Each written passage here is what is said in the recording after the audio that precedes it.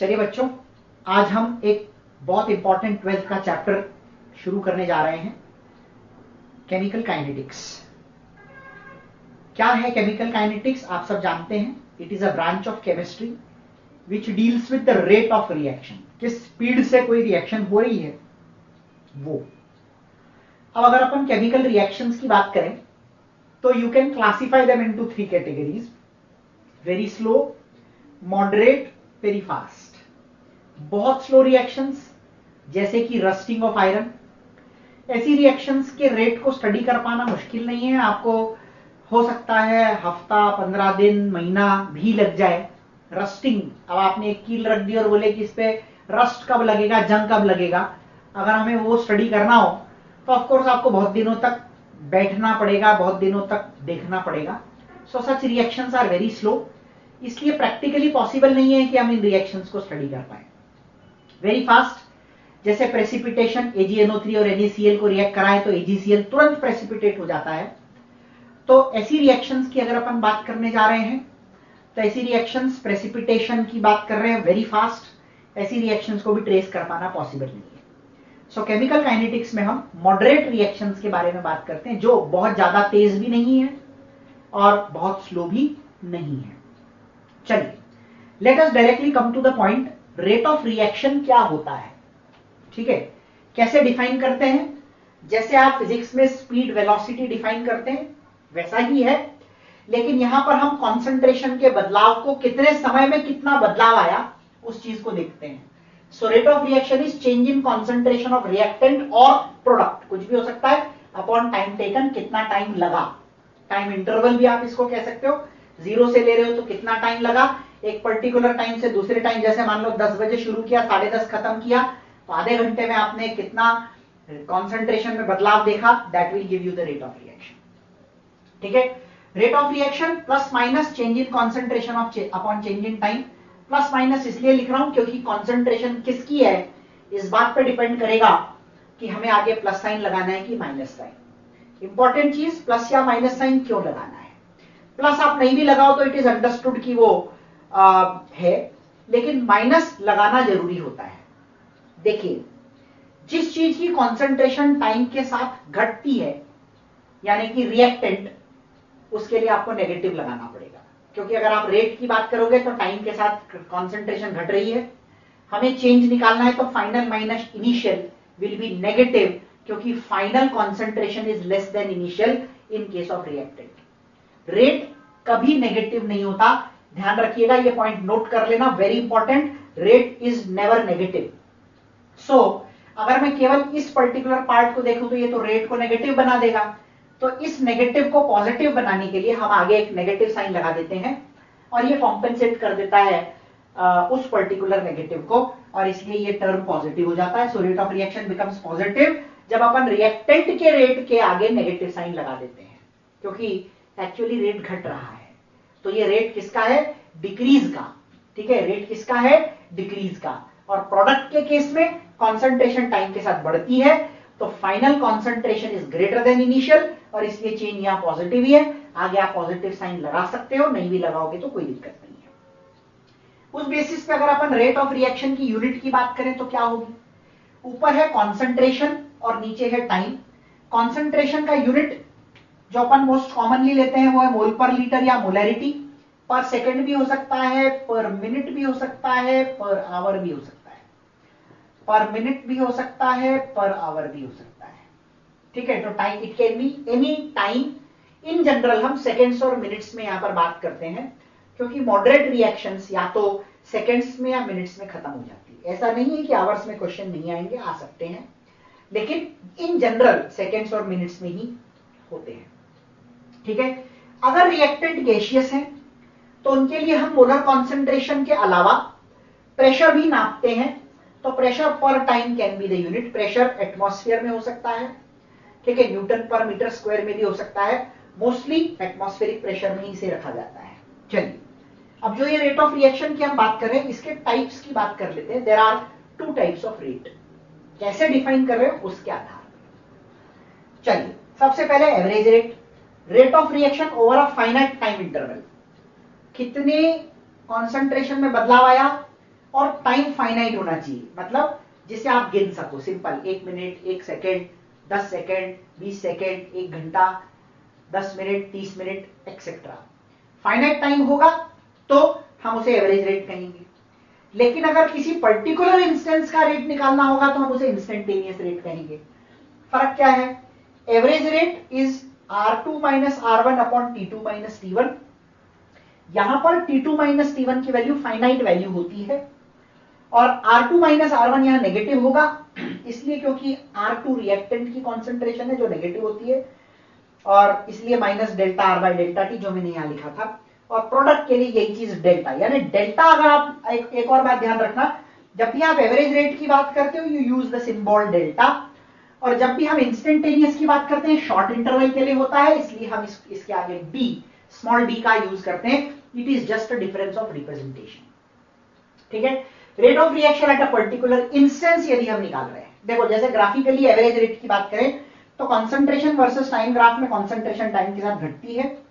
At a particular time T1 rate is R1, at another time T2 rate is R2, sorry concentration is R2। ये concentration है reactants की। तो आपको बोले average निकालो, तो average is R2 minus R1 upon T2 minus T1। अब R2 देखो कम है, इसलिए यहां पर ये नेगेटिव साइन को कॉम्पेंसेट करने के लिए आगे नेगेटिव लगाया जाता है। इंस्टेंटेनियस में हम क्या करते हैं, एट अ पर्टिकुलर, मान लो इस पर्टिकुलर टाइम पर आपको रेट चाहिए, तो क्या कीजिए, यहां से एक टेंजेंट खींचिए जो इस पर्टिकुलर पॉइंट से पास होता हो, और फिर ये जो लाइन है इस लाइन का स्लोप, तो आपको क्या करना है यहां पर, स्लोप ऑफ टेंजेंट, जिसे हम यहां पर टेन थीटा के नाम से भी जानते हैं। तो स्लोप ऑफ टेंजेंट या टेन थीटा जब आप निकालोगे तो वो आपको इस पर्टिकुलर केस में इंस्टेंटेनियस रेट देगा। अब इंस्टेंटेनियस रेट और एवरेज रेट में क्या रिलेशन है, limit delta T tends to 0, ये डेल्टा टी है। अगर ये टाइम इंटरवल 0 हो जाए, यानी इंटरवल नहीं है, एक पर्टिकुलर टाइम है, interval 1 second, 2 second, 5 second, 10 second, कुछ भी हो सकता है, लेकिन अगर एक पर्टिकुलर टाइम है तो एक पर्टिकुलर टाइम पे limit delta T tends to 0, average rate के बाहर अगर अपन डेल्टा टी टेंड्स टू 0 लगाते तो वो इंस्टेंटेनियस रेट है। यानी रिप्रेजेंट करते समय इंस्टेंटेनियस रेट में हम डी लेते हैं, मैंने आपको बोला था minus d r by D t is plus d p by D t. और इंस्टेंटेनियस रेट को हम कैसे लिखेंगे, limit delta T tends to 0 plus minus delta c by delta t, where c is the concentration of reactant और product, तो change in concentration हो गया यहां पर। और limit delta T tends to 0 of this को हम डीसी बाई डी टी लिख सकते हैं, और यहां पर डीसी बाई डी टी का मतलब हो गया कि हम इंस्टेंटेनियस रेट की बात करें। तो जब भी आप एवरेज रेट के करेक्ट एक्सप्रेशन के आगे limit delta T tends to 0 लगा देते हैं तो वो इंस्टेंटेनियस रेट हो जाता है। समझ में आ रही बात आपको? ग्राफिकली मैंने आपको बताई दिया, यहां पर 2 पॉइंट्स होते हैं, इन दोनों पॉइंट्स के बीच का डिफरेंस अपने को देखना होता है। यहां पर हम एक पर्टिकुलर पॉइंट लेते हैं, पॉइंट के ऊपर टेंजेंट खींचते हैं और उस स्लोप का टेंजेंट निकालते हैं, that is given bye tan theta. तो tan थीटा निकालिए, that slope will give you the slope of the tangent will give you the rate of reaction. ठीक है, और यहां पर एक चीज और, कभी कभी आपको dp बाई dt पूछते हैं प्रेशर के टर्म्स में, dn बाई dt पूछते हैं मोल के टर्म्स में। अब यहां पर जो इक्वेशन आपको काम आएगी वो है P is equal to CRT। याद है, आइडियल गैस इक्वेशन में हम ये पढ़ते हैं। C जो है वो है P बाय RT, C जो है वो है P बाय RT। तो इस C की जगह अगर मैं P बाय RT लिखूंगा तो RT तो कांस्टेंट है, वो बाहर आ जाएगा, अंदर क्या बचेगा, dP बाई dt। अच्छा, मोल के टर्म्स में बात करनी है अगर अपने को, तो कॉन्सेंट्रेशन को या ये C बाय RT है, कॉन्सेंट्रेशन को हम क्या लिख सकते हैं, N बाई V। यहां पर N बाई V डालिए C की जगह, वॉल्यूम तो फिक्स ही है, तो 1 by V dN by dt। This is very important. अगर आपको मैं क्वेश्चन आपको दूंगा भी किस तरह से इसको करना है, कन्वर्जन फैक्टर्स लगाने होते हैं। आपको टेम्परेचर दिया जाएगा, R की वैल्यू, अगर प्रेशर एटमॉस्फेयर में है तो 0.0821 लेकर क्वेश्चन को आप सॉल्व कर सकते हैं। कन्वर्जन करने वाला क्वेश्चन इस तरीके से सॉल्व हो जाएगा। ठीक है, चलिए, ये तो हो गया अबाउट रेट क्या होता है, कितने टाइप का होता है, कैसे रिप्रेजेंट करते हैं। अब आता है रेट को रिप्रेजेंट कैसे करें। ठीक है, रेट को रिप्रेजेंट करने का तरीका, how do you represent the rate of reaction. So एक जनरल रिएक्शन ले लेते हैं, A plus B B give C C plus D D. अब आप ध्यान से देखिए, rate of reaction is equal to, यहां पर जो स्टोइकियोमेट्री कोएफिशिएंट है ये तीनों एक्सप्रेशन में डिनोमिनेटर में आ जाएंगे, रिएक्टेंट वालों के आगे माइनस साइन लग जाएगा और बाकी रेट का expression DA by D T, DB by D T, DC by D T, DD by D T. तो rate of reaction is given by -1 by a dA by dt is equal to -1 by b dB by dt is equal to +1 by c dc by dt is equal to +1 by d dd by dt। ये सब equal होते हैं एक दूसरे के साथ में। Stoichiometry coefficient क्यों लिया उसको मैं समझाऊंगा आपको अभी। एक एग्जांपल ले लेते हैं, अमोनिया का formation N2 + 3H2 gives you 2NH3।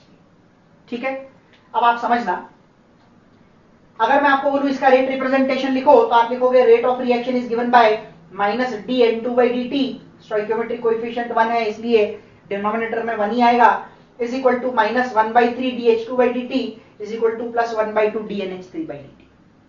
Stoichiometric coefficients will come in the denominator, यहाँ 1 है इसलिए कुछ नहीं लिखा, यहाँ 3 है, यहाँ 2 है। ठीक है, अब ये कैसे आया देखो, पहले इन दोनों को कंपेयर करते हैं अपन। अगर अपन मोल कॉन्सेप्ट के हिसाब से बात करें तो क्या मैं कह सकता हूं जितनी देर में एक नाइट्रोजन यूज होता है उतनी देर में 3 यूज हो जाते हैं हाइड्रोजन। यस, स्टोइकियोमेट्री यही कहती है कि when 1 mole of nitrogen gets consumed 3 moles of hydrogen get consumed. तो जितने टाइम में 1 मोल नाइट्रोजन का कंज्यूम होता है उतने ही टाइम में 3 मोल हाइड्रोजन का कंज्यूम होता है। तो क्या हम कह सकते हैं रेट ऑफ डिसअपीयरेंस, ठीक है, rate of disappearance of hydrogen is thrice rate of disappearance of nitrogen। ठीक है ना, हाइड्रोजन का डिसअपियर, तो अगर मैं आपको बोलूं rate of disappearance of nitrogen बताओ तो आप कहोगे 1/3 ऑफ DH2 by dt। तो नाइट्रोजन का rate is 1/3 of DH2 by dt। अब देखो इसमें ये रेट ऑफ रिएक्शन है। ठीक है, ये जो पूरा कंप्लीट आप देख रहे हो that is indicating the rate of reaction. मैं आपसे किसी पर्टिकुलर रिएक्टेंट का रेट पूछूं तो that will only be given by this. देखो ये जो है ये बताएगा rate of disappearance of A, ये बताएगा rate of disappearance of B, ये बताएगा rate of appearance of C और ये बताएगा rate of appearance of D. तो ये दोनों जो हैं ये हो गए रेट ऑफ अपीयरेंस, यानी प्रोडक्ट है तो उसके लिए ROA या रेट ऑफ अपीयरेंस, रिएक्टेंट है तो उनके लिए ROD या रेट ऑफ डिसअपीयरेंस। कैसे निकालेंगे, एक्सप्रेशन में से स्टोइकियोमेट्रिक कोएफिशिएंट के टर्म को हटा लीजिए तो आपको रेट ऑफ अपीयरेंस या disappearance of a particular reactant और प्रोडक्ट मिल जाएगा।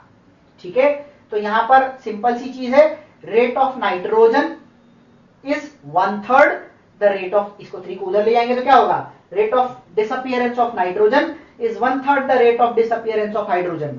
तो rate of nitrogen is 1/3 the rate of disappearance of hydrogen.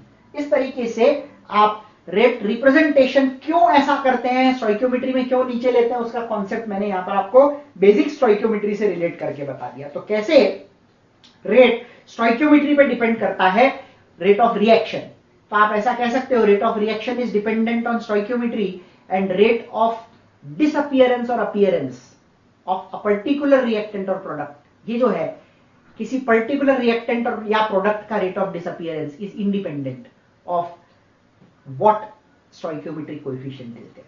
ठीक है, उससे कोई फर्क, हमको स्टोइकियोमेट्रिक कोएफिशिएंट छोड़ के ही निकालना होता है।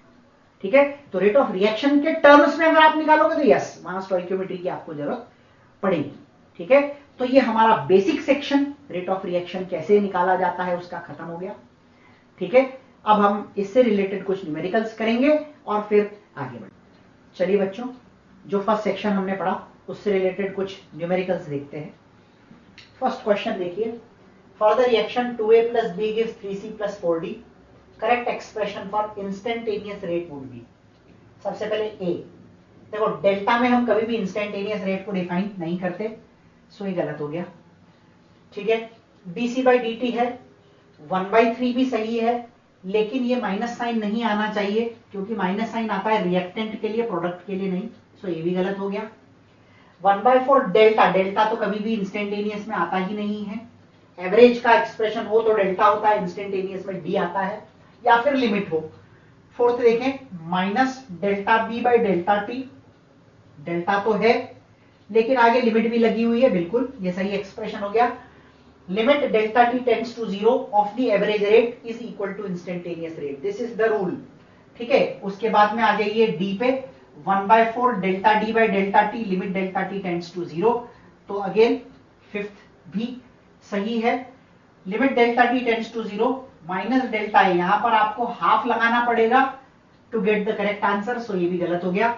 तो आप देखिए फोर्थ और फिफ्थ करेक्ट एक्सप्रेशन से अकॉर्डिंग टू द रूल्स जो हमने लास्ट सेशन के अंदर, सेक्शन के अंदर पढ़े थे।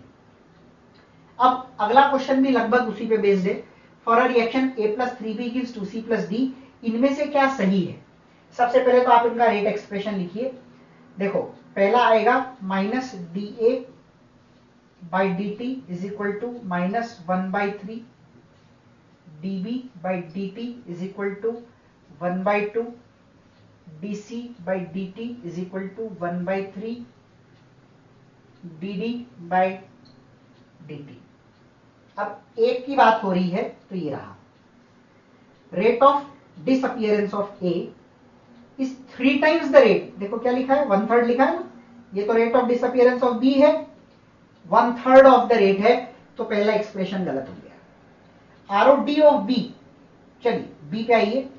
आरओडी ऑफ बी मतलब जो मैंने सर्कल किया है ये, इज 3/2 आरओए ऑफ सी, इस 3 को ले जाइए उधर, तो ये हो जाएगा 3/2 डीसी बाई डी, और DC by D is rate of appearance of C, तो rate of appearance of C बी सही है।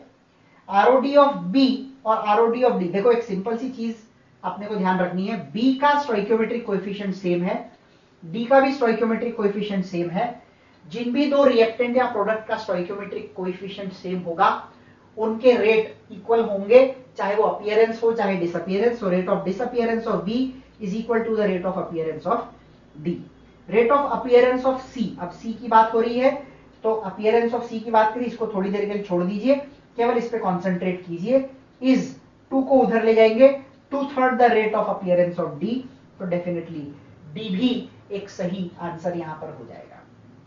क्लियर? तो रेट ऑफ रिएक्शन आपको दे रखी है, एक रिएक्शन दे रखी है, उसका रेट एक्सप्रेशन हमने लिख दिया, और उसके बेसिस पर कौन से ऑप्शन सही थे। ये मल्टीपल चॉइस क्वेश्चन है, नीट में आपको ऑफकोर्स मल्टीपल चॉइस नहीं आता, लेकिन ये जस्ट प्रैक्टिस के लिए था, इसलिए आपको मैंने इस तरह का क्वेश्चन दिया है। चलिए अगला क्वेश्चन भी एक नया पैटर्न है। सबसे पहले अपन इसकी रिएक्शन लिख लेते हैं। 2N2O5 gives you 4NO2 plus O2. 108 grams of N2O5 is taken in a 0.5 liter flask. इसका जो 108 N2O5 की बात करें तो 16 5 80 होता है, ठीक है, और नाइट्रोजन 14 2 28, 18 एंड 28 108, यानी कि मोलर मास ऑफ N2O5 108 है।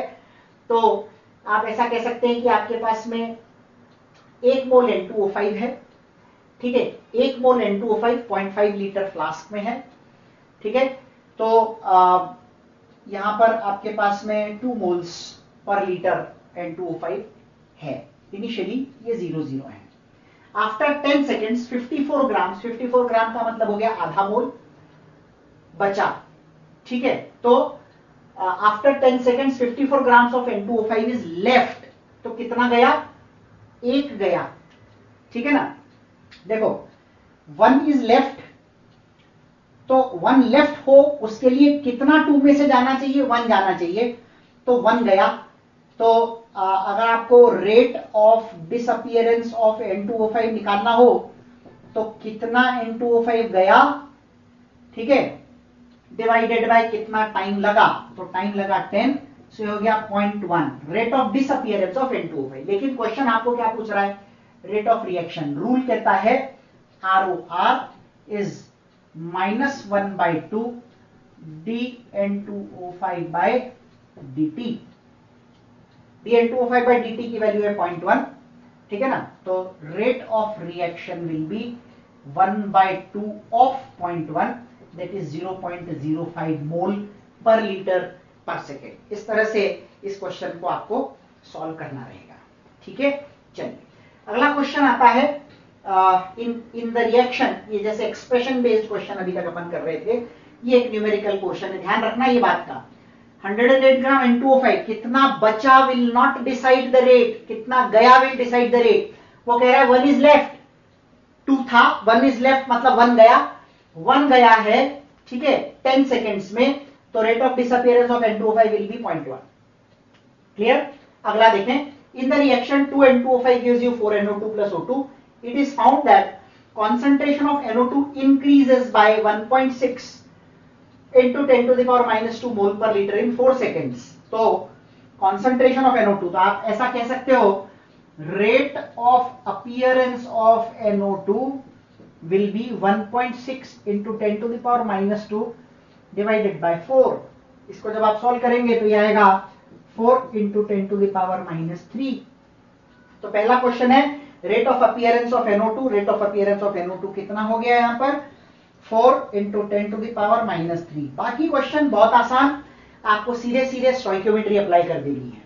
ऑक्सीजन की बात हो रही है तो N2O5 NO2 की वैल्यू 4 है, तो इसकी वैल्यू 1/4 हो जाएगी। ये 4 है, ये 1 है, तो जितना ये बनेगा उसका 1/4 ये बनेगा, जितने रेट से ये बनेगा उसके 1/4 रेट से ये बनेगा। तो इसका आपको 1/4 करना है for oxygen, 4 into 10 power minus 3 divided by 4, that is 10 to the power minus 3। Disappearance of N2O5 की बात करें तो ऑक्सीजन का अपीयरेंस की तुलना में ये डबल है, ये 1 है और ये 2 है, तो इसकी तुलना में डबल कर देंगे तो ये हो जाएगा 2 into 10 to the power minus 3। And finally rate of reaction, rate of reaction can be decided by that reactant whose stoichiometric coefficient is 1। किसका स्टोइकियोमेट्रिक कोएफिशिएंट बेटा 1 है यहां पर, ऑक्सीजन का, तो ऑक्सीजन के जो रेट ऑफ डिसअपियरेंस है वही रेट ऑफ रिएक्शन हो जाएगा। इस बात का आप खास ध्यान रखें कि rate of reaction can be directly indicated by the rate of disappearance और अपीयरेंस ऑफ दैट रिएक्टेंट और product whose stoichiometric coefficient is 1।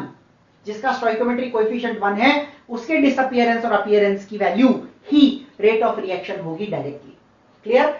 चलिए अगले क्वेश्चन पे आते हैं। अगला क्वेश्चन भी सिमिलर पैटर्न का ही है लगभग। ये रिएक्शन लिख लेते हैं सबसे पहले।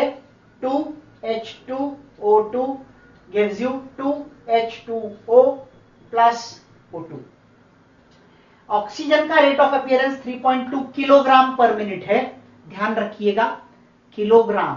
कभी भी स्टोइकियोमेट्री, हमने मोल कॉन्सेप्ट में बेसिक चीज पढ़ी है, कभी भी स्टोइकियोमेट्री मास पर नहीं लगती, तो इसे मोल में बदलिए। 3.2 किलोग्राम इज 3200 ग्राम और ऑक्सीजन का मोलर मास 32 है, तो 3200 डिवाइडेड बाय 32, तो ये हो गया 100 मोल पर मिनट। आपको पूछा किसका है, H2O2 का, स्टोइकियोमेट्री लगाइए। ये 1 है, ये 2, ये 100 है, तो ये कितना हो जाएगा 200 मोल पर मिनट। ठीक है ना। अब आपको वापस मास के टर्म्स में बाय चांस क्वेश्चन में पूछा है कि इसका जो रेट ऑफ डिसअपियरेंस है वो किलोग्राम पर मिनट में बताइए, तो पहले तो इसको मास में बदलिए। 200, हाइड्रोजन पेरोक्साइड का मोलर मास 34 होता है, तो हो गया 6400 ग्राम पर मिनट या 6800 ग्राम पर मिनट या 6.8 किलोग्राम पर मिनट। इस तरीके से ये क्वेश्चन आपको सॉल्व करना है। क्लियर है। अगला क्वेश्चन लगभग सेम पैटर्न का ही है, प्रेशर वाला क्वेश्चन है। तो प्रेशर में जो चेंज आता है, ठीक है, एक क्वेश्चन में प्रेशर वाला करा रहा हूं, दूसरा क्वेश्चन प्रेशर वाला, और इसमें जो कन्वर्जन वाला फैक्टर मैंने आपको बताया था कि प्रेशर में मोल में कैसे बदलते हैं, वो मैंने आपको लास्ट सेक्शन में बताया। उसके बेसिस पर 7th क्वेश्चन आपका होमवर्क रहेगा। Now shows a pressure increase in pressure from 100 to 120 in 5 minutes। इस रिएक्शन में प्रेशर 100 से 120 बढ़ा, यानी शुरुआत का प्रेशर 100 था, ये 0 और ये 0। अब सबसे इंपॉर्टेंट बात यहां पर ये है कि प्रेशर जो 120 दिया है वो किसका है, A2 का कि तीनों का मिलके। देखो एक सिंपल सी चीज है, जब रिएक्शन होगी तो A2 रिएक्ट करेगा या टूटेगा और B और C बनाएगा।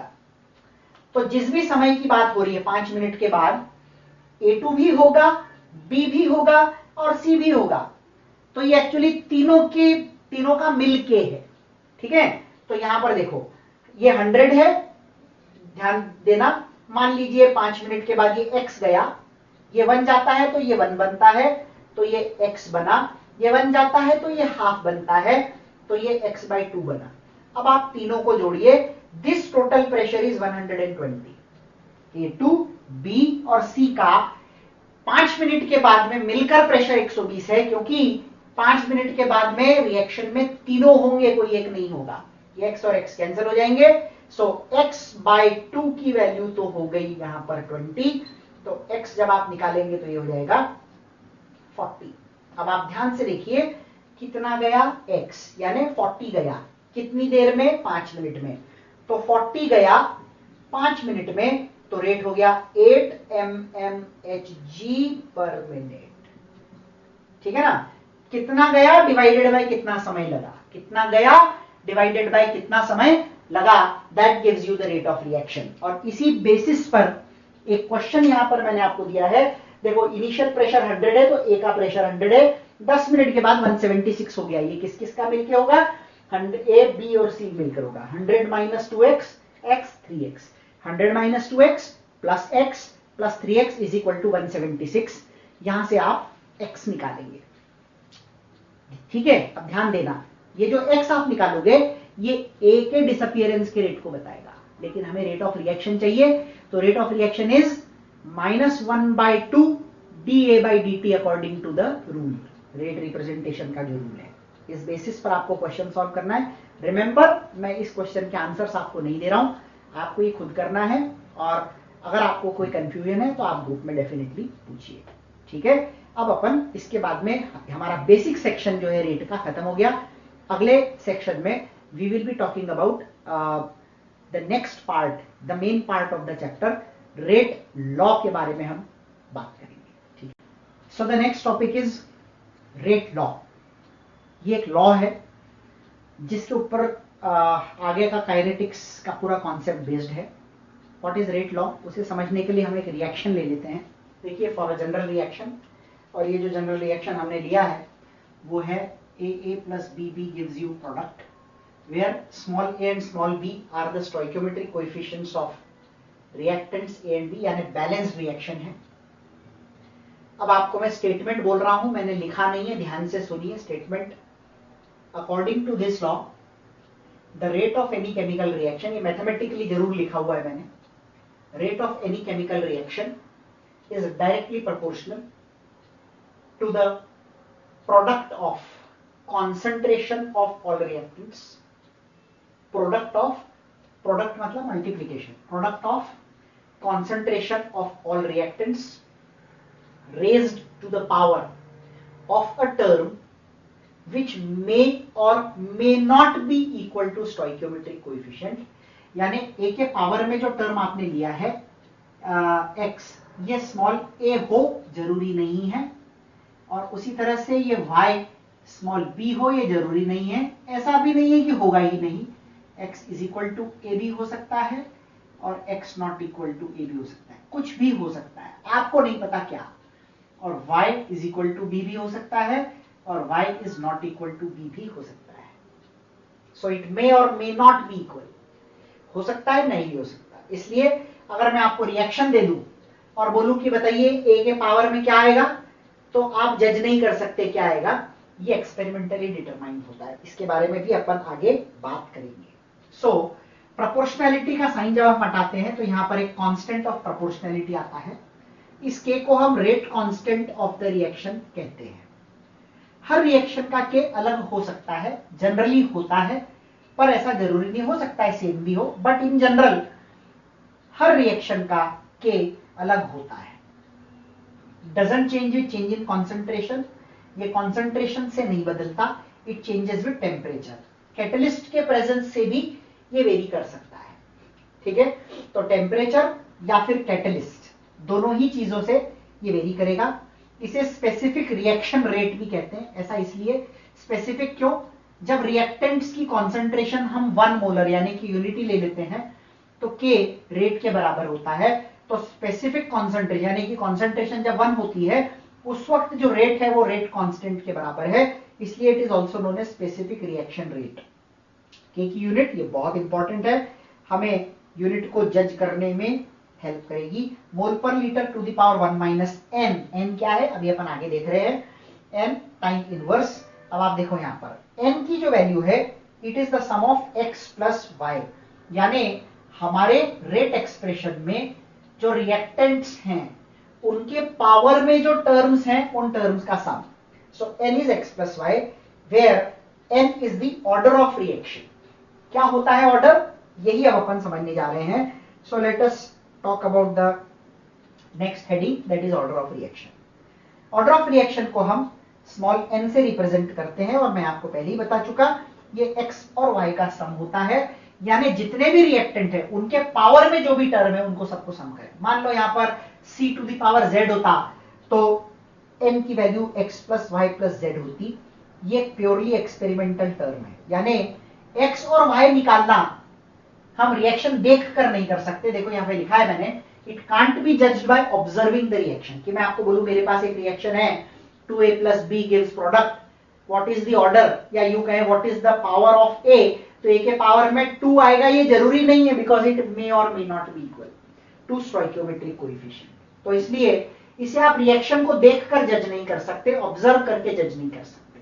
हाँ, लेकिन एक बात जरूर है, अगर कोई रिएक्शन सिंपल है, नाउ सबसे पहले तो मैं आपको बता दूं क्या फर्क होता है सिंपल और कॉम्प्लेक्स रिएक्शन में। Complex reactions are also known as composite and simple reactions are also known as elementary.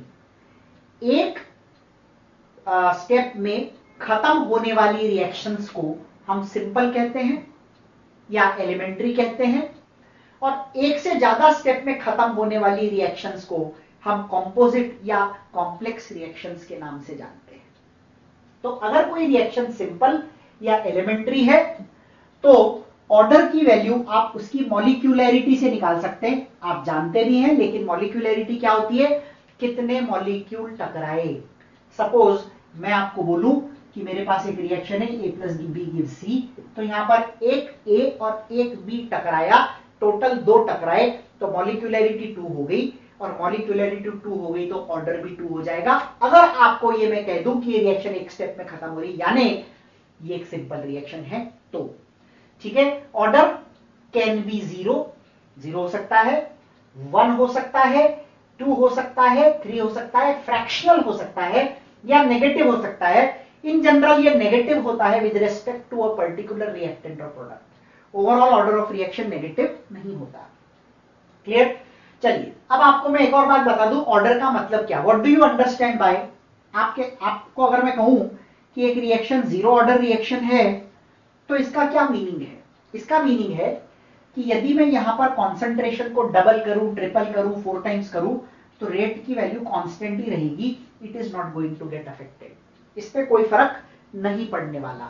यानी when you change the concentration of reactant and there is no effect on rate, rate पर कोई असर ना पड़े, reactant की concentration को बदलने से रेट पर कोई फर्क ना पड़े, तो वो एक 0 ऑर्डर रिएक्शन है, क्योंकि ये a टू द पावर 0 तो 1 हो गया, तो आप ऐसा कह सकते हो रेट इज कांस्टेंट। अब यहां पर ऑर्डर 0 है, मतलब n की वैल्यू 0 है, आप इस फॉर्मूले में n की वैल्यू को 0 सब्स्टिट्यूट कीजिए, mole per litre to the power 1 minus 0 is 1, time inverse, तो mole per litre time inverse तो हो जाएगा मोल पर लीटर पर सेकेंड, मोल पर लीटर पर मिनट, पर आवर एक्सेट्रा, कुछ भी हो सकता है। अच्छा, ऐसे सभी रिएक्शन जिनमें सभी रिएक्टेंट के पावर का सम मिलके 0 है, जैसे 1 माइनस 1 दैट इज 0, यहां तो एक 0 ही है। मान लो मैं एक रिएक्शन ले लूं जिसमें k a to the power 2, b to the power -1, c to the power -1 है, तो 2 -1 -1, यानी सिंपल चीज है, it is the sum of, order क्या है, अगर मैं आपको सिंपल डेफिनेशन में बताना चाहूं तो ऑर्डर क्या है, it is the sum of powers to which a concentration term is raised. Concentration term या रेट लॉ एक्सप्रेशन में कॉन्सेंट्रेशन टर्म के पावर में जो भी वैल्यूज हैं उनको सम करने से आपको क्या मिल जाता है, आपको ऑर्डर मिल जाता है। फर्स्ट ऑर्डर रिएक्शन का मतलब क्या, it is the sum of powers to which the concentration terms are raised in rate law expression। तो पावर में 1, पावर में हाफ हाफ ये भी 1, पावर में 2 माइनस 1 ये भी 1। ठीक है, तो यहां पर जब आप 1 रखोगे तो 1 माइनस 1 0 हो जाएगा, एनीथिंग टू द पावर 0 1 होता है तो ये टाइम इनवर्स हो जाएगा, यानी second inverse, minute inverse, hour inverse etcetera. अब इसका क्या मीनिंग है, इसका मीनिंग एक सिंपल सी चीज समझो, अगर मैं इसको डबल करूंगा तो रेट क्या होगा, डबल। अगर मैं इसको ट्रिपल करूंगा तो रेट क्या होगा, ट्रिपल। अगर मैं इसको 4 टाइम्स करूंगा तो रेट क्या होगा, 4 टाइम्स, क्योंकि पावर में 1 है। तो जितना टाइम्स आप बढ़ाओगे, यानी सिंपल सी चीज है, अगर मैं कहूं कि बताइए एक फर्स्ट ऑर्डर रिएक्शन क्या है, तो आप कहेंगे फर्स्ट ऑर्डर रिएक्शन वो है जिसमें किसी रिएक्टेंट की कॉन्सेंट्रेशन को जितना टाइम्स बढ़ाते हो रेट भी उतने ही टाइम्स बढ़ता है। डबल करने पे डबल, ट्रिपल करने पे ट्रिपल, 4 टाइम्स करने पे 4 टाइम्स, 10 टाइम्स करने पे 10 टाइम्स, हाफ करने पे half, and so on. So when increasing the concentration of something increases the rate by same time, ठीक है, उतने ही टाइम्स रेट में भी फर्क आए अगर, तो हम कहेंगे कि वो एक फर्स्ट ऑर्डर रिएक्शन है। और जीरो ऑर्डर की यूनिट हो गई मोल पर लीटर पर सेकेंड, फर्स्ट ऑर्डर की यूनिट हो गई सेकेंड इनवर्स। सेकेंड ऑर्डर में यहां पर आप 2 रखोगे तो हो जाएगा लीटर पर मोल पर सेकेंड, तो इसकी यूनिट हो गई ये। अब आपको समझ आ गया होगा एक्सप्रेशन कैसे लिखते हैं। ध्यान रखिए ये रेट लॉ एक्सप्रेशन होना चाहिए, रिएक्शन नहीं होनी चाहिए। एक एक्सपेरिमेंटली डिटरमाइंड टर्म है, थियोरेटिकली इसका जजमेंट नहीं किया जा सकता। अगर मैं आपको कोई रिएक्शन देकर बोलूं बताइए इसका ऑर्डर क्या है, तो आपका सबसे पहला क्वेश्चन होगा कि इसका रेट लॉ एक्सप्रेशन बताइए, या बताइए कि ये एलिमेंट्री है कि नहीं। अगर एलिमेंट्री है तो हाँ आप रिएक्शन देखकर ऑर्डर बता सकते हैं, ए प्लस बी गिव्स सी। अगर ये एक एलिमेंट्री रिएक्शन है तो एक ए एक बी यानी कि 2, ऑर्डर हो जाएगा 2। ठीक है, सेकंड ऑर्डर रिएक्शन का मतलब क्या होता है, जब आप इसको डबल करोगे तो 2 स्क्वायर 4, तो रेट 4 गुना हो जाएगा। ठीक है ना, सिंपल सी चीज है। जब आप इसको ट्रिपल करोगे तो 3 स्क्वायर 9, रेट 9 टाइम्स हो जाएगा। जब आप इसको 4 टाइम्स करोगे तो 4 स्क्वायर 16, रेट 16 टाइम्स हो जाएगा। यानी सिंपल सी चीज है, अगर हम किसी रिएक्शन की रिएक्शन में रिएक्टेंट की कॉन्सेंट्रेशन को डबल करें और रेट 4 गुना हो जाए, ट्रिपल करें और रेट 9 गुना हो जाए, 4 गुना करें और रेट 16 गुना हो जाए, 5 गुना करें रेट 25 गुना हो जाए, इसका मतलब 5 के पावर में 2 है, 4 के पावर में 2 है, 3 के पावर में 2 है। पावर में जो टर्म होता है उसी को ऑर्डर कहते हैं, तो it is a second order reaction. अब थर्ड ऑर्डर के लिए अगर मैं आपसे बोलूं कि अगर किसी रिएक्टेंट की कॉन्सेंट्रेशन को ट्रिपल करने से कितने टाइम्स रेट बढ़ेगा, अगर एक थर्ड ऑर्डर रिएक्शन है तो थर्ड ऑर्डर में पावर में क्या होता है 3, तो ट्रिपल किया तो 3 के पावर में 3 यानी 27 गुना रेट में फर्क आ जाएगा। इस तरह से ऑर्डर को जज किया जाता है। ये दोनों बहुत इंपॉर्टेंट पॉइंट है। जीरो ऑर्डर रिएक्शंस कभी भी एलिमेंट्री नहीं होती, ठीक है, क्योंकि सिंगल रिएक्शन में आपको बताना है तो देख के कैसे जज करोगे। जीरो ऑर्डर के लिए मॉलिक्यूलरिटी भी जीरो होनी पड़ेगी, और मॉलिक्यूलरिटी के बारे में हम बात करेंगे, कितने मॉलिक्यूल टकरा रहे हैं, वो कभी भी जीरो नहीं होता। For elementary reaction fractional order is not possible, ठीक है, तो एलिमेंट्री रिएक्शन के लिए फ्रैक्शनल ऑर्डर नहीं होता है। चलिए, ये तो हो गया एलिमेंट्री रिएक्शन के लिए ऑर्डर कैसे निकालें, या इन जनरल हम ऑर्डर कैसे निकालें। अब आते हैं कॉम्प्लेक्स या कॉम्पोजिट। इसी रिएक्शन को एक दूसरे नाम से भी जाना जाता है, that is composite reactions. Composite reaction में आपको मैं 2 केस बताऊंगा। पहला एक सिंपल मैकेनिज्म दी हुई हो, और दूसरी भी मैकेनिज्म ही है वैसे तो, बट इसमें एक खास बात है, intermediate is in equilibrium with reactant. Reactant और इंटरमीडिएट आपस में इक्विलिब्रियम में हो तो क्या। ये रिएक्शन आपको दे रखी है, मैकेनिज्म ऐसे क्वेश्चंस में आपको दिया जाता है, तो मैकेनिज्म दिया है, फर्स्ट स्टेप में N2O5 टूटा, NO2 और NO3 बनाया। ये आपको दिया जाता है इन जनरल की कौन सी स्टेप स्लो है और कौन सी फास्ट। लेकिन जनरल रिएक्शंस, इस तरह की रिएक्शंस में अगर इक्विलिब्रियम नहीं है, आगे इक्विलिब्रियम है इसलिए मैं बात करूंगा उसकी, फिर अगर इक्विलिब्रियम नहीं है तो देखो एक और चीज ध्यान रखना, यहां पर NO3 बन रहा है और यहां पर NO3 टूट रहा है, बन रहा है और यहां पर वापस से कंज्यूम हो रहा है। ये टूट के बन रहा है और ये कंज्यूम हो रहा है। तो अगर किसी रिएक्शन के 2 स्टेप्स में एक में कोई चीज बने और दूसरे में कंज्यूम हो जाए, उसे कहते हैं इंटरमीडिएट, ठीक है। और जिस स्टेप में इंटरमीडिएट बनता है वो स्लो होती है, इसलिए क्योंकि ये जो कंपाउंड है इस इंटरमीडिएट की तुलना में ज्यादा स्टेबल है, तो कंपाउंड टूटकर इंटरमीडिएट देना कभी नहीं चाहेगा। हेंस द फर्स्ट स्टेप जहां पर इंटरमीडिएट बन रहा है इज स्लो, और जहां पर कंज्यूम हो फास्ट होगा, क्योंकि वो अनस्टेबल है तो तुरंत चाहेगा किसी न किसी के साथ रिएक्ट करे, तो दिस इज फास्ट। अब आपको एक रूल बता देता हूं, the slowest step of a chemical reaction is also known as the rate determining step. ठीक है, तो रेट डिटरमाइनिंग स्टेप इसमें कौन सी हो गई? स्लो। इसको हम RDS के नाम से भी जानते हैं, रेट डिटरमाइनिंग स्टेप। अगर मैं आपको एक मैकेनिज्म दूं और बोलूं कि इसमें से एक स्टेप स्लोएस्ट है, या यूं कहूं कि मैकेनिज्म है, बताइए इसकी रेट डिटरमाइनिंग स्टेप कौन सी है, तो आपको यह देखना है कि उनमें से स्लोएस्ट स्टेप कौन सी है। ठीक है, और स्लोएस्ट स्टेप में जितने भी रिएक्टेंट हैं दो वो सीधे सीधे रेट एक्सप्रेशन में आ जाएंगे। So this is a first order reaction. ठीक है, देखने से क्या लगता है 2 है, लेकिन ऐसा एक्चुअली है नहीं। क्लियर? चलिए, intermediates in equilibrium with the reactant 2NO + Br2 gives you 2NOBr।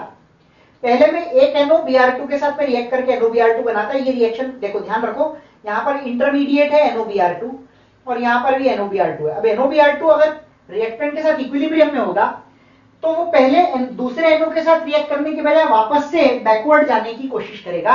Hence the first step is fast and the second step is slow. और हमने बोला slow step is the rate determining step. जैसे यहां पर rate लिखा था slow step के basis पर, यहां पर भी रेट लिखेंगे इसके बेसिस पर। तो रेट इज K', ये फाइनल K नहीं है इसलिए अभी K' लिखा है, NOBr2 × NO। अब आपको रेट लिखने के बाद ये चीज देखनी है कि क्या दोनों रिएक्टेंट या कम से कम एक रिएक्टेंट उसमें है, कोई इंटरमीडिएट तो नहीं है। अगर इंटरमीडिएट है तो ये फाइनल एक्सप्रेशन नहीं है। इंटरमीडिएट को आपको हटाना पड़ेगा from the first one. Equilibrium constant लिखेंगे हम इस स्टेप के लिए। क्या होगा? ऊपर NOBr2, नीचे NO × Br2 Kc है। NOBr2 चाहिए तो होगा Kc × NO × Br2, ये दोनों उधर चले जाएंगे, और Kc × NO × Br2। इस NOBr2 की जगह पर हमने देखिए क्या लिखा है, Kc × NO × Br2, तो हो जाएगा K' Kc NO Br2 NO। NO दो बार है तो NO का स्क्वायर हो जाएगा, और Br2 के पावर में 1 है, तो आप ऐसा कह सकते हो कि this is a third order reaction. यहां पर एक बात और बता दो, NO का कोएफिशिएंट 2 है, NO के पावर में 2 है। Br2 का कोएफिशिएंट 1 है, Br2 के पावर में भी 1 है। It may or may not be equal. तो पहला वाला example it is not equal to stoichiometric coefficient का है, और दूसरा वाला example it is equal to stoichiometric coefficient का है। क्लियर? इस बात का अपने को ध्यान रखना है। ठीक है, इसके बाद में जैसे मैं आपको बता रहा था यहां पर मॉलिक्यूलैरिटी, ऑर्डर वाला पार्ट यहां पर आपका खत्म हो जाता है। अब अपन बात करेंगे नेक्स्ट सेशन के अंदर मॉलिक्यूलैरिटी किस तरह से निकाली जाती है। So will do that. Okay, so the next topic is molecularity. क्या होता है molecularity? The number of molecules, ions, atoms, in short reacting species की बात करें, which collide simultaneously to bring about any chemical reaction। किसी reaction के होने के लिए कितने मॉलिक्यूल्स के साइमल्टेनियस कोलिजन की जरूरत होती है, उसे मॉलिक्यूलैरिटी कहते हैं। जनरली आप इसको थियोरेटिकली रिएक्शन को देखकर समझ सकते हैं। जैसे मैंने बोला 2A + B, तो 2A और 1B आपस में टकरा रहे हैं। अच्छा, इसका सिग्निफिकेंस मेनली एलिमेंट्री रिएक्शन के लिए ही है, क्योंकि एक स्टेप में तीनों एक साथ टकराएंगे तभी तो मॉलिक्यूलैरिटी 3 होगी। मान लो कोई रिएक्शन है कॉम्प्लेक्स, अब 2A + B गिव्स प्रोडक्ट में 2A में से एक ही A B से टकरा रहा है फर्स्ट स्टेप में, और सेकंड स्टेप में फिर जो A है वो इंटरमीडिएट के साथ टकरा रहा है। तो it makes no sense defining molecularity for a complex reaction. तो कॉम्प्लेक्स रिएक्शन के लिए मॉलिक्यूलैरिटी का कोई सिग्निफिकेंस नहीं होता। इंडिविजुअल स्टेप्स की मॉलिक्यूलैरिटी जरूर आप दे सकते हैं। ठीक है, तो वही बातें हैं। देखो, total number of molecules, atoms और ions colliding simultaneously for a chemical reaction. किसी रिएक्शन के होने के लिए कितने मॉलिक्यूल्स, आयंस या एटम्स साइमल्टेनियस कोलिजन कर रहे हैं, इसे मॉलिक्यूलैरिटी कहते हैं। ये थियोरेटिकल टर्म है। मॉलिक्यूलैरिटी कैन बी 1 2 3। ठीक है, अच्छा, इसका मतलब क्या हुआ? मॉलिक्यूलैरिटी 0 नहीं हो सकती। ऑब्वियसली 0 मॉलिक्यूल टकराने का कोई लॉजिक नहीं होता, कोई सेंस नहीं बनता। फ्रैक्शनल मॉलिक्यूलरिटी का मतलब हो गया आधा मॉलिक्यूल टकराएगा, ऐसा नहीं होता, या तो एक टकराएगा या फिर बिल्कुल नहीं टकराएगा। ठीक है, तो ये हो गया। उसके अलावा नेगेटिव मॉलिक्यूलरिटी भी इसी तरह से इनसिग्निफिकेंट होती है। तो मॉलिक्यूलरिटी की वैल्यू 1 2 3 होगी। अब क्वेश्चन ये आता है मैंने 4 5 6 7 8 क्यों नहीं लिखा? यहां पर एक्सप्लेनेशन आता है इस टर्म से, साइमल्टेनियसली, एक साथ टकराने चाहिए। कितने टकरा रहे हैं इंपॉर्टेंट नहीं है, एक साथ कितने टकरा रहे हैं वो इंपॉर्टेंट है। तो साइमल्टेनियस कोलिजन की पॉसिबिलिटी जो है 3 मॉलिक्यूल से ज्यादा की बहुत ही रेयर होती है। इसलिए हम ऐसा कहते हैं कि मॉलिक्यूलरिटी की वैल्यू जनरली 1 2 या 3 होती है। 1 वाले में आप ऐसा कह सकते हो डिकम्पोजिशन होता है, मॉलिक्यूल आपस में टकराते नहीं है। 2 में टकराएंगे, 3 में टकराएंगे, साइमल्टेनियसली टकराएंगे या तो 2 या 3। ठीक है, और 1 में डिकम्पोजिशन की रिएक्शंस होती है मेनली। 4 या उससे ज्यादा मॉलिक्यूल्स के साइमल्टेनियसली टकराने की संभावना न के बराबर होती है, वेरी रेयर होती है। इसलिए हम कहते हैं इन जनरल मॉलिक्यूलरिटी की वैल्यू 1 2 या 3 होती है। For elementary reaction molecularity is equal to, ये ध्यान रखना ये 0 नहीं है। आगे मैं जहां पर भी O लिख रहा हूं ये सब ऑर्डर को इंडिकेट कर रहे हैं। ठीक है, तो मॉलिक्यूलरिटी ये मैं आपको पहले भी बता चुका हूं, सिंपल रिएक्शन अगर है तो जितने मॉलिक्यूल टकराते हैं उतना ही ऑर्डर होता है, जितना ऑर्डर होता है उतने ही मॉलिक्यूल टकराते हैं। For complex reaction molecularity has no significance, ये मैं आपको पहले ही बता चुका हूं, क्योंकि कॉम्प्लेक्स रिएक्शन में ओवरऑल रिएक्शन के लिए मॉलिक्यूलरिटी बताना कोई मतलब नहीं रखता, उस चीज का कोई मीनिंग नहीं है। अगला आता है सूडो फर्स्ट ऑर्डर रिएक्शन। देखो सूडो का मतलब होता है false, it is falsely false reaction, यानी कि होता क्या है, ये एक ऐसी एलिमेंट्री रिएक्शंस हैं जहां पर मॉलिक्यूलरिटी और ऑर्डर की वैल्यू सेम नहीं होती। हमने कहा for elementary reactions molecularity and order is same, लेकिन कुछ खास तरह की एलिमेंट्री रिएक्शंस होती हैं जिनके अंदर ऑर्डर और मॉलिक्यूलरिटी सेम नहीं होता। उन रिएक्शंस को हम सूडो मॉलिक्यूलर रिएक्शंस कहते हैं। और सूडो मॉलिक्यूलर रिएक्शन में एक कैटेगरी आती है सूडो फर्स्ट ऑर्डर रिएक्शन। ये एक एलिमेंट्री रिएक्शन है जहां पर मॉलिक्यूलरिटी और ऑर्डर की वैल्यू सेम नहीं होती। ऑर्डर तो 1 होता है लेकिन मॉलिक्यूलरिटी की वैल्यू ग्रेटर देन 1 होती है, यानी जो मॉलिक्यूल टकरा रहे हैं उनमें से किसी एक या दो मॉलिक्यूल को हम ऑर्डर के लिए कंसीडर नहीं करते। इसका मतलब ये मॉलिक्यूलरिटी ग्रेटर देन 1 है, तो यानी मॉलिक्यूलरिटी 2 है suppose for example and order 1 है, तो मॉलिक्यूलरिटी 2 है यानी टकरा तो 2 रहे हैं, लेकिन रेट ऑफ रिएक्शन को डिफाइन करने के लिए केवल एक ही मॉलिक्यूल काम कर रहा है, दूसरा नहीं कर रहा। क्लियर? तो इसके लिए अपन एक एग्जांपल लेते हैं, hydrolysis of ester in acidic medium.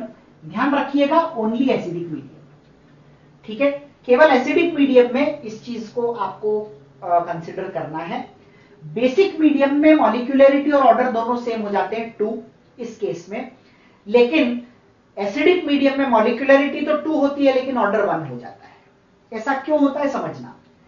Hydrolysis acidic medium में करते हैं तो H+ की प्रेजेंस में होता है, और पानी हाइड्रोलाइज करेगा तो पानी को तोड़ना जरूरी होगा, लेकिन पानी 100% टूटता नहीं है, हम जानते हैं it is a weak electrolyte, तो it has to be taken in large excess. और जब आप किसी एक रिएक्टेंट को बहुत ज्यादा एक्सेस में ले लेते हो तो टाइम के साथ में उसकी कॉन्सेंट्रेशन में बदलाव नजर नहीं आता, और जब बदलाव नजर नहीं आता तो हम उसे कांस्टेंट मान लेते हैं। So the concentration of water is constant and K dash is also a constant, तो K dash into H2O is actually K। ठीक है, तो इसको रिप्लेस करके हम K लिख देंगे तो हमारा रेट एक्सप्रेशन बनेगा ये। अब अगर अपन इस रेट एक्सप्रेशन के हिसाब से देखें तो order is defined as the sum of powers to which the concentration terms are raised.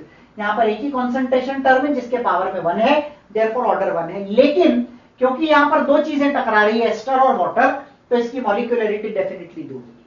अब बेसिक मीडियम में ऐसा क्या हो जाता है, तो बेसिक मीडियम में बेटा हम यहां पर लेते हैं सोडियम हाइड्रोक्साइड, जो कि एक स्ट्रॉन्ग इलेक्ट्रोलाइट है, स्ट्रॉन्ग बेस है, इसलिए उसे लार्ज एक्सेस में लेने की जरूरत नहीं है।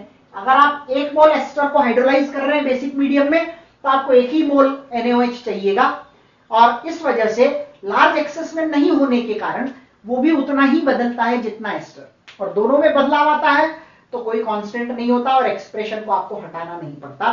तो जब आप सोडियम हाइड्रोक्साइड की प्रेजेंस में इसका हाइड्रोलिसिस करेंगे तो इसका रेट एक्सप्रेशन बनेगा rate is equal to k into concentration of ester into concentration of NaOH, therefore वहां पर ऑर्डर हो जाएगा 2 एंड ऑफ कोर्स मॉलिक्यूलरिटी तो 2 है।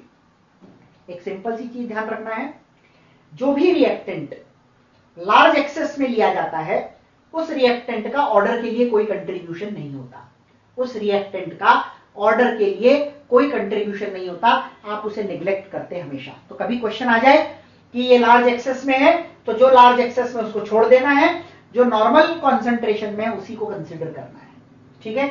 उसी तरह से जैसे hydrolysis of ester in acidic medium, उसी तरह से इन्वर्जन ऑफ केन शुगर होता है सुक्रोज, सुक्रोज बनता है ग्लूकोज और फ्रक्टोज से। इसे हम एसिडिक मीडियम में जब हाइड्रोलाइज करते हैं तो इस सुक्रोज के ग्लाइकोसाइडिक लिंक्स टूट जाते हैं और ये ग्लूकोज और फ्रक्टोज में बदलता है। इस प्रोसेस को हम कहते हैं इन्वर्जन ऑफ केन शुगर, और ये प्रोसेस में भी यही है, वाटर आपको लार्ज एक्सेस में लेना पड़ता है और इस वजह से ये भी एक सूडो यूनिमॉलिक्यूलर रिएक्शन का ही एग्जांपल है, ठीक है। तो यहां तक हमारा order, molecularity, rate law expression का कॉन्सेप्ट खत्म हो जाता है। अब हम देखेंगे numericals related to this section. अब आपको मैं एक न्यूमेरिकल करा रहा हूं जिसका कॉन्सेप्ट मैंने आपको बताया नहीं, बहुत आसान है। इसकी एक शॉर्ट ट्रिक होती है, आपको पूछा जाता है एक रिएक्शन के एक्सपेरिमेंटल डिटेल्स देकर कि इसका ऑर्डर बताइए। अब आप समझना, आपको क्या देखना है, देखो सिंपल सी चीज है, इसको सॉल्व करने के लिए आप हमेशा एक सेट लोगे जिसमें 2 एक्सपेरिमेंट होंगे। You will take one set having 2 experiments, one set having 2 experiments, और वो एक्सपेरिमेंट आप इस तरह से चुनोगे, इस तरह से चुनोगे कि कोई भी एक रिएक्टेंट, 2 है तो 1, 3 है तो 2, 4 है तो 3, यानी जितने भी टोटल हैं उनमें से एक को छोड़कर बाकी सब कांस्टेंट होने चाहिए, बाकी सब बदलने नहीं चाहिए, यानी केवल एक बदलना चाहिए, ताकि हम ये जज कर सकें कि उसके बदलने से रेट पर क्या फर्क पड़ता है। चलिए 1 और 2 देखें, अगर अपन ध्यान से देखना इसको, इसी पे बेस्ड एक क्वेश्चन और है वो मैं आपको भी कराऊंगा। एक्सपेरिमेंट नंबर 1 और 2 को देखिए। 1 और 2 में अगर आप ध्यान से देखोगे तो ए की कॉन्सेंट्रेशन 3 से 9 हो रही है और बी की कॉन्सेंट्रेशन 9 की 9 ही है, यानी we are not changing B but we are tripling A. अब आप समझो, ए को ट्रिपल करने से रेट पर क्या फर्क पड़ा, रेट सेम है, यानी क्या हम ये कंक्लूड कर सकते हैं कि बी तो कांस्टेंट ही था, जब हम बी को कांस्टेंट रख के जब हमने ए को ट्रिपल किया तो रेट पर कोई फर्क नहीं पड़ा।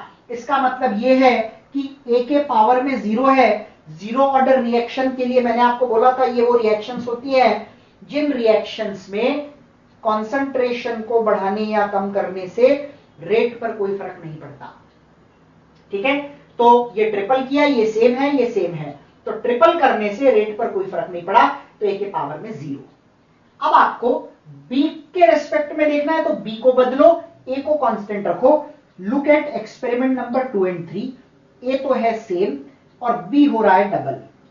बी को डबल करने से रेट भी डबल हो रहा है। अगर आप इसको पावर 2 के फॉर्म में लिखेंगे तो ये होगा 6 इंटू 10 टू द पावर -2, तो 3 से 6 हो गया, यानी डबल हो गया। रेट कॉन्सेंट्रेशन ऑफ बी को डबल करने से रेट भी डबल हो रहा है। कॉन्सेंट्रेशन डबल करने से रेट डबल होने का क्या मतलब हुआ, फर्स्ट ऑर्डर रिएक्शन। मैंने आपको बोला था जब हम कॉन्सेंट्रेशन को x टाइम्स बढ़ाएं और रेट भी x टाइम्स बढ़े, यानी जितने टाइम्स कॉन्सेंट्रेशन बढ़ा उतने ही टाइम्स रेट बढ़े, तो हम उसे फर्स्ट ऑर्डर कहते हैं। तो b के पावर में आ गया 1। अब आपको बोला जा रहा है कि इसका, आपको बोले इसका रेट एक्सप्रेशन लिखो या ऑर्डर लिखो, तो रेट एक्सप्रेशन कैसे लिखोगे, रेट इज इक्वल टू के ए टू द पावर 0, नीवी लिखोगे तो चलेगा, और b टू द पावर 1। आप इसको सीधे ऐसे भी लिख सकते हो, रेट इज के b टू द पावर 1। सो ये कौन से ऑर्डर का रिएक्शन हो गया, फर्स्ट ऑर्डर का रिएक्शन हो गया। इस तरह से एक्सपेरिमेंटल ऑर्डर के क्वेश्चंस करते हैं। चलिए एक क्वेश्चन और है, इसमें पहले हमें ऑर्डर ही निकालना है। तो सबसे पहले आपको, अब देखो यहाँ 3 दे रखे हैं, तो आपको ऐसा सेट चुनना पड़ेगा हर बार जिसमें 2 कांस्टेंट और 1 बदल रहा हो। 1 और 2 को देखिए, बी और सी कांस्टेंट है 0.02 0.02, ये हो रहा है आधा, और ये हो रहा है आधा, पावर देखोगे तो ये 1.04, आधा करने पे आधा यानी ए के पावर में 1, ठीक है। अब आइए 1 और 3 पे।